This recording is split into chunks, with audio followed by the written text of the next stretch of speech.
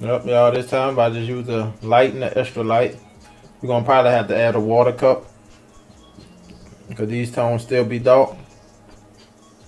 So I'm gonna add 4 cups, which gonna be extra light, light tone, and I guess I don't know how light to go with it, but they definitely be showing up. So like 1 drop of the extra light, 2 drop extra light. It's gonna be all the way extra light. This gonna be light. The needles I've been using with this was the 7 curve mag and the 11 curve mag. Let me pull out that 11 curve mag. As we moving up, I might just take out the 7 round liner, but for sure that this is a 9 curve mag. And where my 7 curve mag at? Right there. We good. Yes, that's who I started with. I don't really know any others yet. So this is the extra light tone. We're gonna do 1 drop. Leveled up to level 1. 1 drop of extra light. Boom. 2 drop of extra light. And we're gonna do a full cap, all extra light.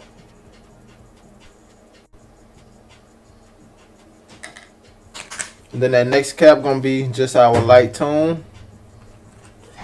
This, just our light tone. Bless you.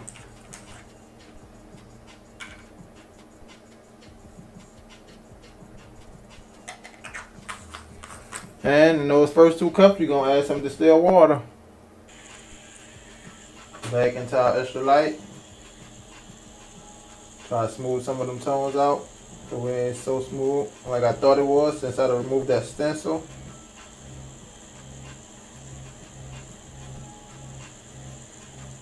And we looking like it don't be going in, but the tone definitely build up on his fake skin. And I remember, like I said before, you definitely don't have to go this light on real skin. It's just that on fake skin, you really have to be super light. Or them tones build up and get so dark. What machine are you using? This is the FKI Zion. FKI Zion machine, XION. So that's one thing I would say that could help you like know if your machine is for lining or shading.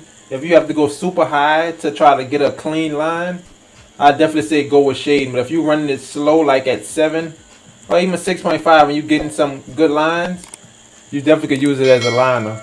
But they always got other machines that's more powerful, so you just gotta experiment to figure out what's for what. What fits best for you. Yeah, so definitely doing that realism on Easy Money, slow it down. I always recommend people, even with lines, I recommend people start off slower, like 6.5, and then start moving up higher if you want to get like faster lines and things like that. But you want to start off slow to make sure you got clean lines first before you try to get faster with it. So starting out, when going around the eyes, and also like the creases in the eyes, I definitely recommend starting out with like a liner, softly shading it in before doing a mag, because you gotta definitely use like the edges of those mags. And if you don't know how to really curve those mags and angle them, you're gonna wind up just shading all that in.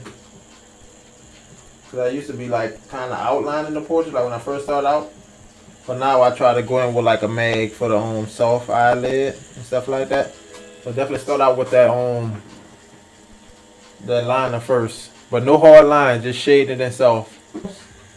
Portraits, that's my thing. No lie, I prefer to draw a portrait anytime. Will be appreciated. I definitely prefer to draw a portrait anytime. So that's my thing. I started off drawing, like I said, I started off drawing DVD covers and stuff. So I had put that in one of my last ones. That's how I got into portraits, doing DVD covers. Yeah. Cause we used to watch a lot of movies and stuff. So yep, I'll be watching a lot of movies. A lot of them DVD covers had like realistic, of course, actor's face on it. So that's how I was drawing that, and I got into it and I liked it.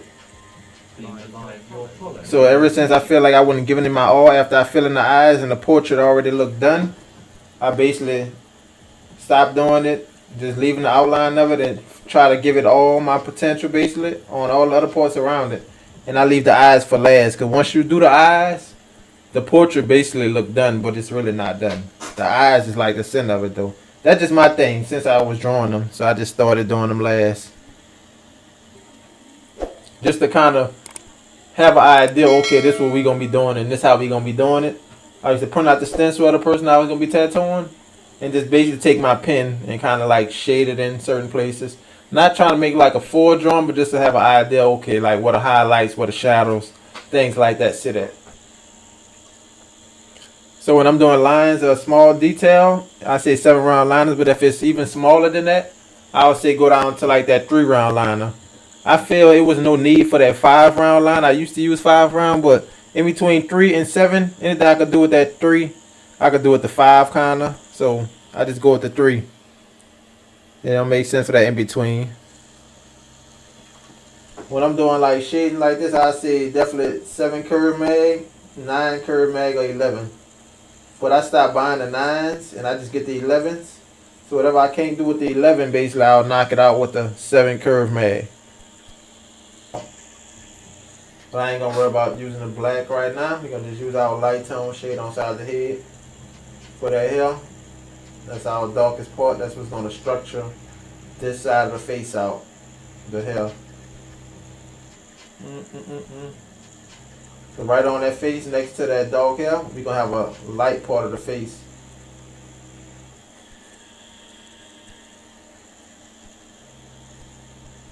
Damn, I gotta call him Garage, but I think it's supposed to be passing over here. For those that don't know, when I like pack the black, I'm still using them smaller circles.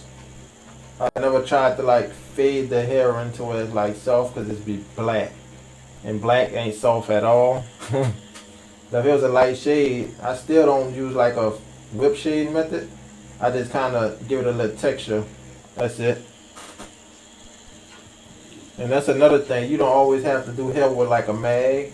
So we got more details that's too small for the user mag. I definitely say go in there with your own round liner or round shader, whichever one you use, and create that texture. You need that texture. Texture is what's separated from like a smooth face and things like that, so you know it's hair. Alright, now this is like a light side of the face, but they definitely got like a shadow right here. You're going to kind of press up against that shadow side. We don't really want to touch the light side so much. Especially by it being next to that hair, you want that to kind of pop out. So we're going to just hit that shadow that's on that eye.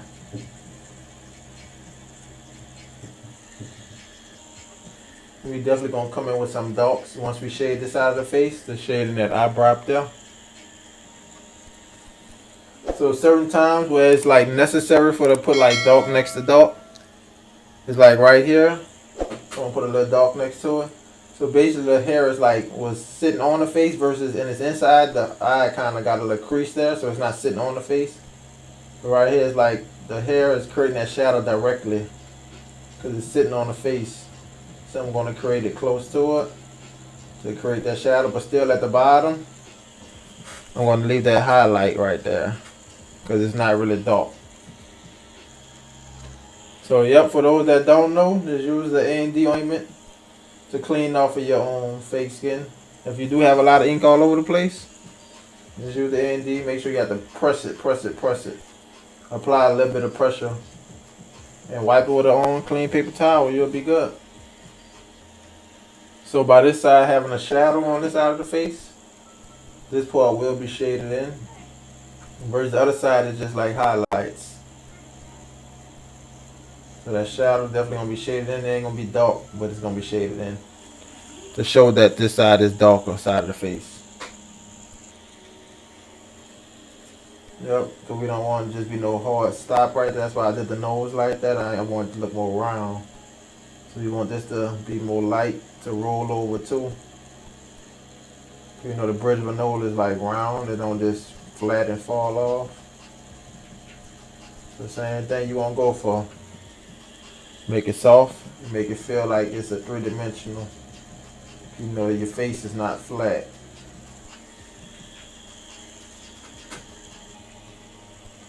And that's another reason why I say patience is needed. Because if you want to get these smooth tones, it's definitely going to take some time to just build that up. Slowly building that up. Yeah, it don't happen overnight. So definitely get real patient. Now take your time, but you're gonna get there in the long run. That's why now since I be tatting, I try to get rid of the stencil because right here, you gotta go over that. Gotta go over this part on the lip too because it's like light. You can tell I missed the spot. When that purple be in the way, it'd be hard to see. So, yep.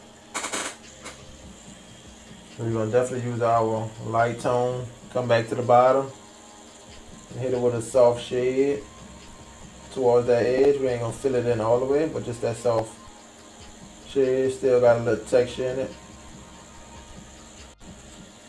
And boom. I said it ain't hard. It ain't hard at all. Get rid of it. So I know we is gonna have to add a more of a darker shade at the bottom of the lip. I'll go ahead and do that with my light right now. See how it's dark on that side? I know that didn't come all the way around with that shadow. It'll come up slightly, not much. Just about right there.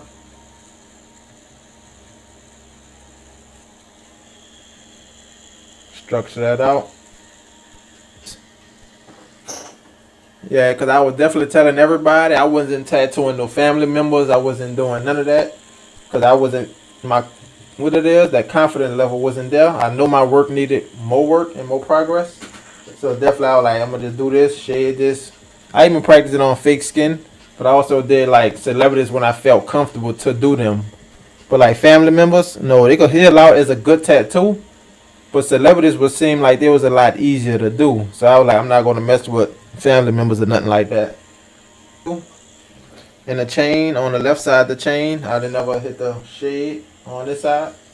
So I'm gonna hit a couple of little textures up in this part of the chain. Like I said, it's supposed to be diamond, so you know, man, little dot textures. You don't want that to be smooth because the diamonds ain't smooth. You want that to be like a little texture. And now that I got that, I see some parts of the chain where it's like it's going straight into the face. So I'm gonna definitely have to shade around that to close that face off. Like right there, you can see it. So I'm gonna cut that face off right there, put the chain at. Of course, we ain't going too dark right there because it's just the chain. It's not like it's the hair. The hair part will be probably darker for sure. So, yep, I want y'all to know that I just made a cross-hatching video for the shading. And that's one thing you could do. I did it with a mag in the video, but you could definitely do the same thing with a liner. Slightly cross-hatching, how I'm building that tone up. And still get soft tones. Well, it's basically a hard skin break right there. I don't want that. You want that to kind of like it's rolling over. As if the nose kind of like that bridge like a hill rolling down. Let's soften that up in there. So let's softly blend this back. Using the shade, but we still don't want this whole thing filled up. We just want the nose to feel soft on its edge, not super hard. Pull it down, soften it up. Contour backstroke, however you need to do it. Soften this edge up.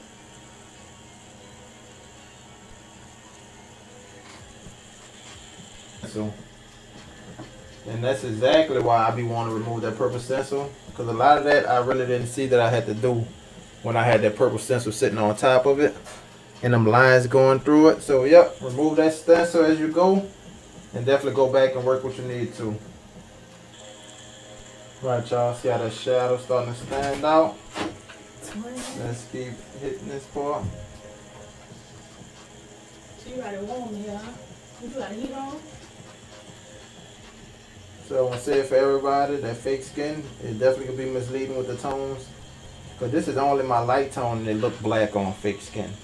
So think about how watered down these lighter tones is. It's literally like a 1 drop extra light, 2 drop extra light. And that's how fake skin could be deceiving, y'all. But on that real skin, you're going to definitely have to use that extra light and that light tone. Sometimes you don't need the extra light. Because it's going to be light on real skin. Alright, so like I said before, take your ointment, rub it down. We ain't been having no whole lot of ink just sitting around, though. But if you do, rub it down with the A&D. Take that dry paper towel. Just press down, wipe it off. And I always tell everybody with that stencil, if you worry about it, coming off, don't go tattooing super fast. Let it sit on there for at least a full day. And as you see, I need to use bleach to get rid of my own stencil. Alright, y'all, good resting spot, good resting spot. Y'all see how we looking? When the chain up, we just keep trying to get softer and softer. We're gonna put all this out.